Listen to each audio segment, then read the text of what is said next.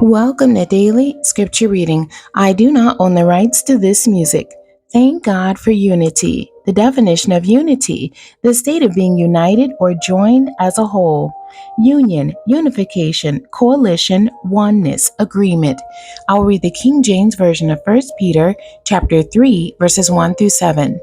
Likewise, ye wives, be in subjection to your own husbands, that if any obey not the word, they also may without the word be won by the conversation of the wives, while they behold your chaste conversation coupled with fear, whose adorning let it not be that outward adorning of plaiting the hair and of wearing of gold, or putting on of apparel, but let it be the hidden man of the heart, and that which is not corruptible, even the ornament of a meek and quiet spirit, which is in the sight of God of great price.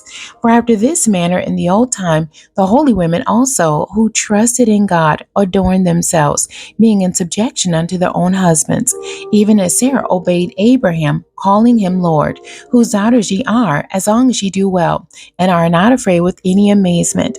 Likewise, ye husbands, dwell with them according to knowledge, giving honor unto the wife as unto the weaker vessel, and as being heirs together of the grace of life, that your prayers be not hindered. The end. God bless you, and thank you for joining me today.